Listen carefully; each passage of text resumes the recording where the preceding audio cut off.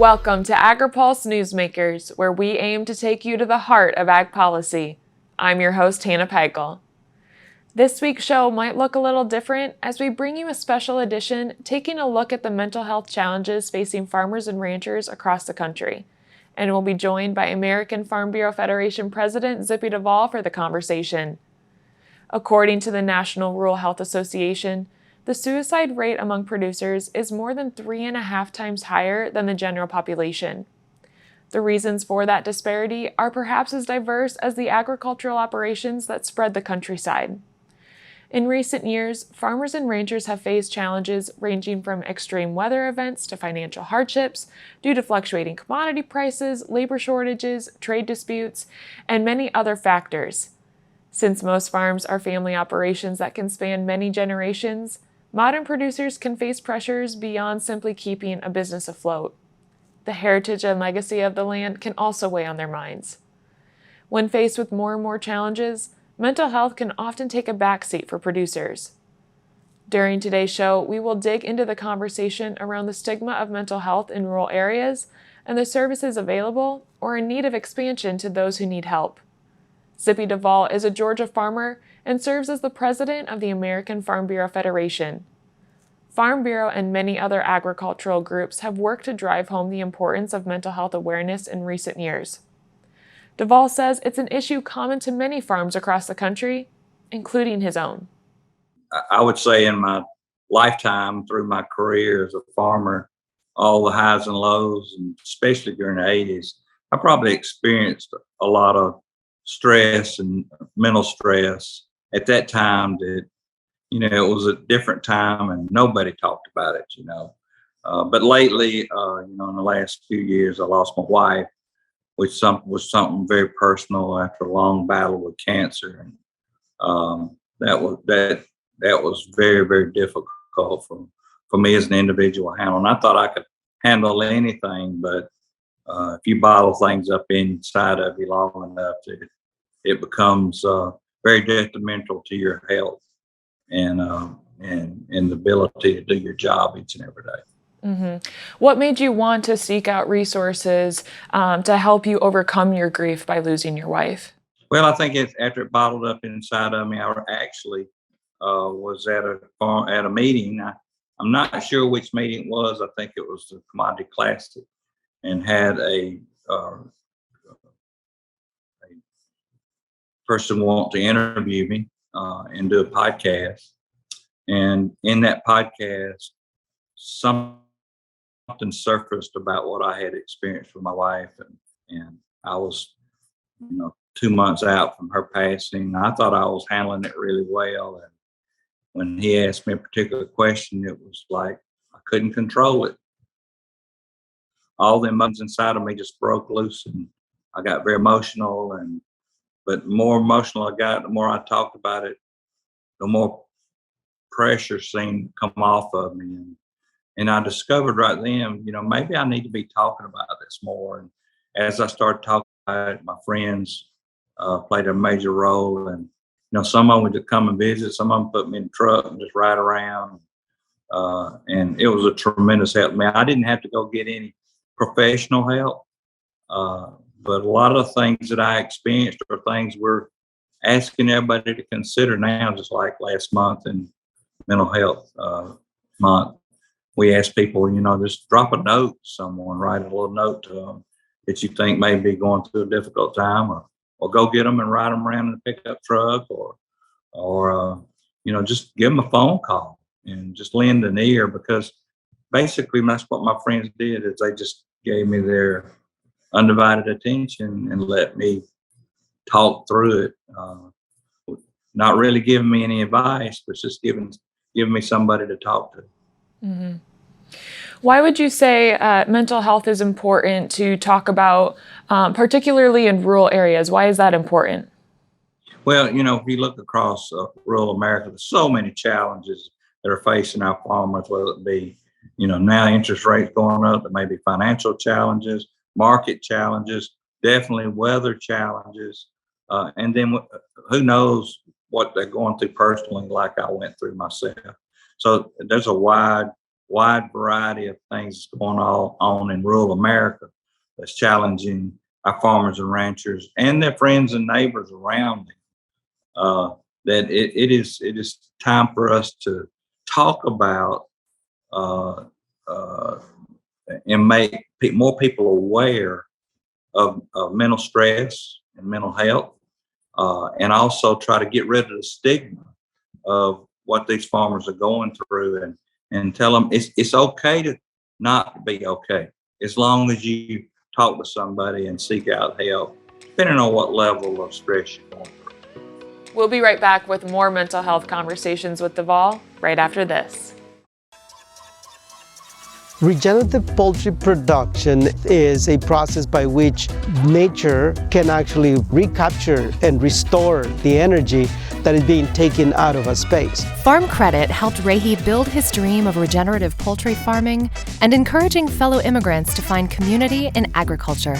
Nothing beats a farm. I'm just pursuing happiness. Learn more at farmcredit.com/beginning.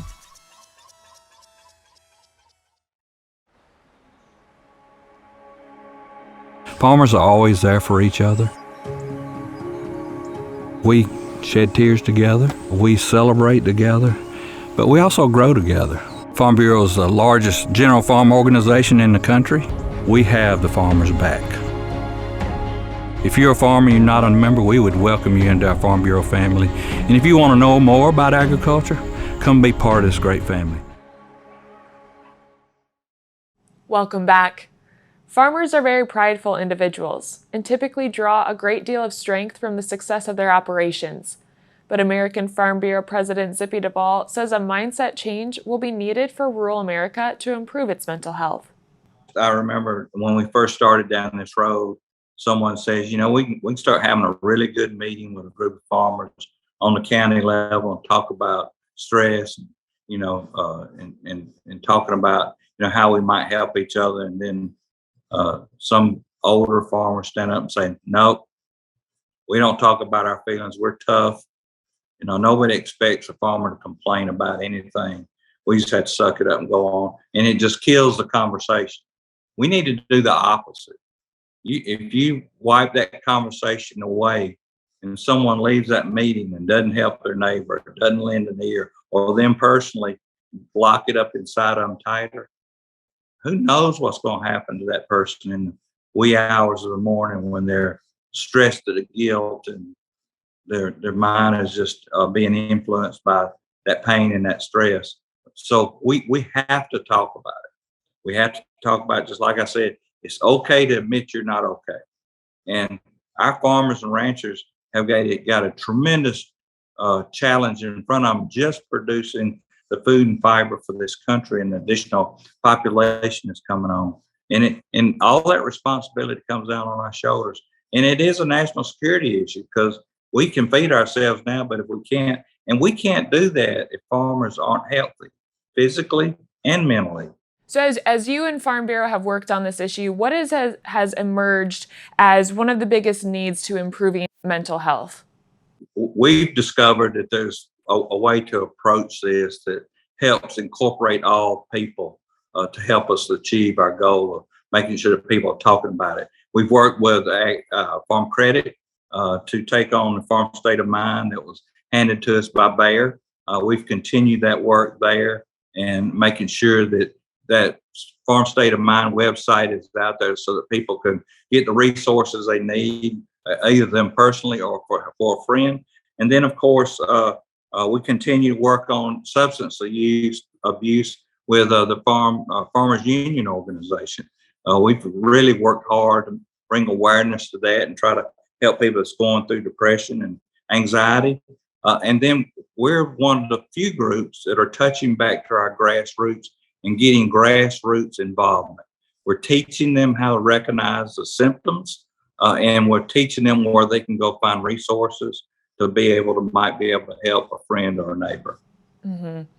So what would you say is the biggest barrier to generating more support or more awareness on this subject in Congress? There's so many things that they're dealing with, and we just got to put it on that list of how important mental health is to our farmers and ranchers.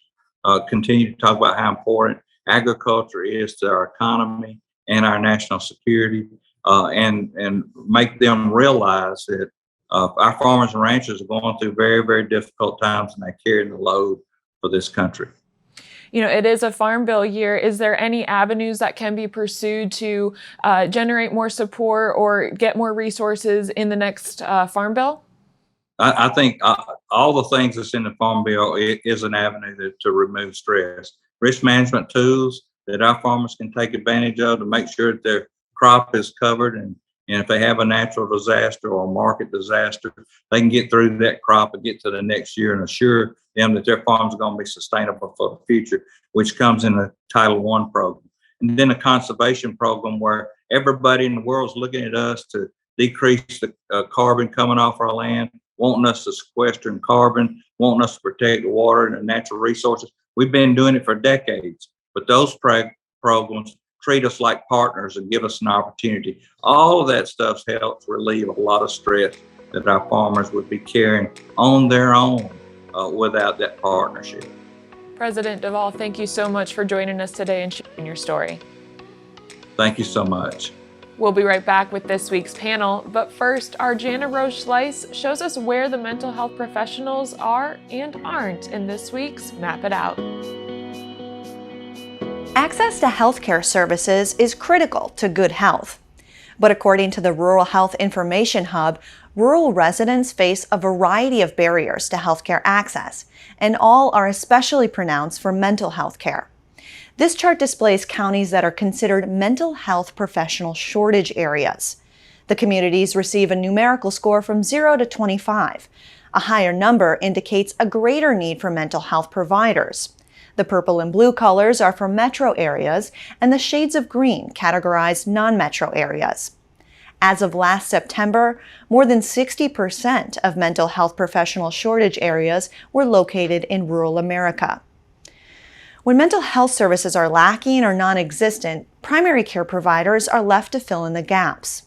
Telehealth services are also being used to fill the void, but growth of that form of healthcare also underscores the need for expanded rural broadband. For Agri-Pulse, I'm Jana Roche Slice. Who mapped the soybean genome? You did. Who's replacing the petroleum and asphalt? You are.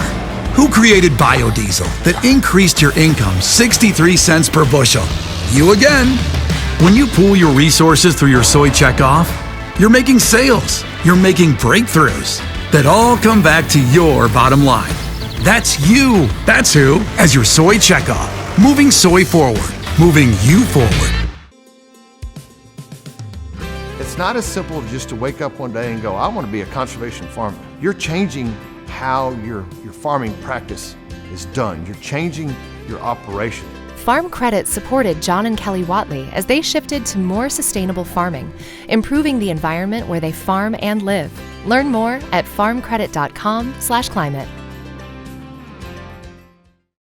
Welcome back to Agri-Pulse Newsmakers, where we will continue our conversation on mental health in our panel discussion today. We are joined by Chandler Goule with the National Association of Wheat Growers, Jeff Winton with Rural Minds, and Jeanette Jeffrey with HomePorts. And Jeff, my first question is to you. Walk us through why there is such a big stigma around talking about mental health in rural areas. Growing up on a farm and living in rural America, it's very evident to me that mental health is still much more stigmatized than any other illness. And in fact, it's an illness, but it's not necessarily considered an illness. People readily talk about cancer. They readily talk about diabetes. Now we're talking about COVID, but mental illness is one of the last frontiers that people are comfortable talking about. And I think part of that is not only the historical issue that we've had as a society, but those of us who grew up in rural America know that we were taught to be very independent, to pull ourselves up by our bootstraps and not to talk about our issues. And this issue is highly uncomfortable for many people to speak about. And Chandler, you have been personally impacted by the loss of a loved one who committed suicide. Can you share your story and how you are working to overcome your grief? Yes, 11 years ago, I lost my older brother to suicide, and just as was just mentioned, the stigma around talking about mental health was a vital part of that. And after Aaron's suicide, I started to work with the American Foundation for Suicide Prevention. I was on their board of directors and started to do more outreach. And really, what I learned is, suicide is preventable. And if we would get where people are more comfortable of saying, I have depression, I have anxiety, which is basically the same emotion, just opposite sides of the coin, and feeling comfortable to reach out to say, I think I need to talk to somebody, we could really reduce the suicide rate here in the United States. But first, we've got to get over this stigma. And I know personally myself, I've seen a therapist 2 or 3 times throughout my career and life over situations because I needed a subjective party or an objective party to help me work through and process what was currently going on in my life. And it has made a world of difference for me. And Jeanette, bringing you into the conversation here, there's been a growing focus on understanding the stigma around mental health. From your perspective, has there been any progress made in rural America? I do believe so. And I think language is also really important to try to destigmatize suicide. And using the word commit suicide, we're trying to move away from that because oftentimes we think about committing something as, say, committing a crime. And we want to make sure that people know that it is not a crime and that there is help that's out there. So Die by Suicide is a way in which we're talking about suicide now. And also, there is plenty of resources that are available today, more so than ever before, through local extension offices. And so that's one way of being able to connect to the resources that are out there and to learn ways to manage farm stress and to become educated in mental health well-being. We'll be right back with more from our panel right after this. Did you know Agri-Pulse has all your favorite podcasts, including Open Mic, Newsmakers, and Drive Time? Take us wherever you go. Subscribe at agripulse.com or on Spotify, Google Play, or Apple Podcasts. Agriculture Future of America is a nonprofit building transformational leaders in food and agriculture. AFA prepares college students to join the workforce as innovative and engaged young professionals who will shape the future of agriculture. Head to agfuture.org to find out how you can get involved. The Senate and House Ag Committees are busy working on the next Farm Bill, which will cover commodities, specialty crops, livestock, and more. This legislation will impact every farmer, rancher, and rural business for the next 5 years. Make sure you don't miss insights and analytics that only Agri-Pulse and its top-notch team of well-connected experts can provide. Register today for a free trial at agripulse.com and click the subscribe button, or email us at pam@agri-pulse.com. You don't want to miss this Farm Bill coverage. Welcome back. National Association of Wheat Growers CEO Chandler Goule says to make an impact in rural America, mental health experts will need to recognize the unique needs of producers. Making sure we have unique professionals for farmers and ranchers to reach out to. We know a lot of the stress, and I agree with the previous speaker that we say died by suicide is a way to look at this. But a lot of it comes down to financial things that are happening in farming and ranching. And I think what a lot of people don't understand, which puts farmers at higher risk, is the fact that many of them get paid once a year when your crop is ready, when your calf crop is ready. They don't get a monthly paycheck like the rest of us. And so when you're in a heavy drought year like we are in the wheat industry and concerned about your 1 year payment that's coming to support you and your entire family, the amount of stress that we have out there in the agriculture industry is significant. Having someone on the other end of the phone understand that type of financial stress is also very important. But I think the biggest thing in success, using the extension service, using 4-H, using FFA, starting with this younger generation and making them more comfortable to talk about mental wellness issues is going to be critical. And we need to continue to reach out to that older generation. But just as was said, in rural America, you're taught to pull yourself up by your bootstraps. We can still reach these people, but I think really starting this education at the youngest ages possible will greatly benefit us down the road. And Jeff, we're talking about outreach here. If someone is interested in helping on this subject or getting involved in their local community, what is the best way for them to go about doing that? Well, first of all, a shameless plug for Rural Minds. Our website, ruralminds.org, has a lot of information that has been compiled specifically for people in rural America. So I would suggest they go there.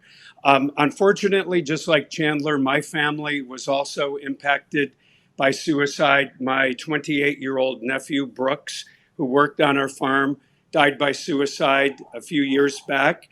And at that point, my family made a decision to start talking very proactively about this and in detail. That sometimes was very uncomfortable for us and other people to hear. But sharing those stories and personalizing and putting a face on this epidemic, which clearly is a growing epidemic in rural America, is critical. We need to do this work at the grassroots level. Our organization is doing a lot of work with the National Grange right now, which has been around for 156 years, where we're going into small towns that have Grange programs to talk to people where they go for trusted information.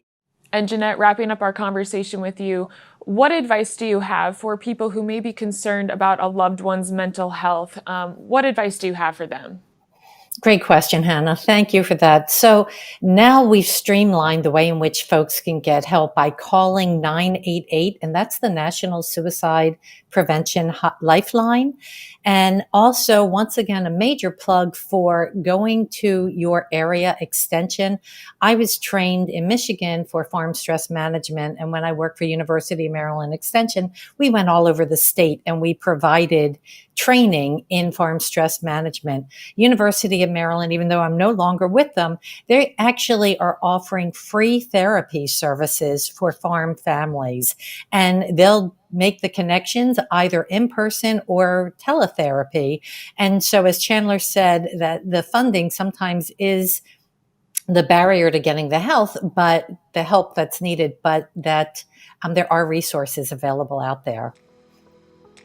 Well, this is one subject that we will just have to continue talking about to further break the stigma. Thank you all so much for joining us and for sharing your story. We'll be right back with more Agri-Pulse Newsmakers, but first, Jana Roche-Slice walks through some of the resources available for producers in need of help in this week's Ag by the Numbers. There are a number of resources to support farmers in distress. Anyone seeking help can dial or text the number 988 around the clock to connect with a crisis worker who will listen to their concerns, provide support, and connect them to additional resources. There are also options specifically for farmers seeking help. 1-800-FARM-AID is a support line for producers under stress. Farm Aid hotline staff are trained to connect farmers with resources that address disaster relief, offer legal help, and provide support specifically for farmers from underrepresented communities, among other things. The hotline is available Monday through Friday from 9 a.m. to 10 p.m. Eastern Time. Online resources are available through the Farmers Union at farmcrisis.nfu.org, the American Farm Bureau Federation at fb.org/initiative/Farm State of Mind, and at ruralminds.org. For Agri-Pulse, I'm Jana Roche-Slice. Who mapped the soybean genome? You did. Who's replacing the petroleum and asphalt? You are. Who created biodiesel that increased your income 63 cents per bushel? You again. When you pool your resources through your soy checkoff, you're making sales, you're making breakthroughs that all come back to your bottom line. That's you. That's who, as your soy checkoff. Moving soy forward, moving you forward. Looking closer, seeing further. That's how we do it. At Curious Plot, we're driven to find what's next for agriculture, animal care, and food. We stay curious because that's what it takes to grow understanding. That's how we plot strategies and tell stories that get results time after time. Marketing, communications, and consulting that look closer and see further. Curious Plot. We can't wait to help you tell your story. Thanks again for tuning into this special episode of Agri-Pulse Newsmakers. We'll be back with a new show next week to track the latest developments in farm, food, and rural policy. We'll also be tracking the House and Senate, which are back in session next week to begin a 3-week sprint to get things wrapped up before the August recess. In the meantime, you can stay up to date with the latest news on agripulse.com. For Agri-Pulse Newsmakers, I'm Hannah Pagel. Take care of yourself. Newsmakers is a production of Agri-Pulse Communications. For more ag policy news, visit agripulse.com. You can also find our new content on YouTube and wherever you get your podcasts. Don't forget to follow Agri-Pulse and our correspondents on social media to get breaking news and more.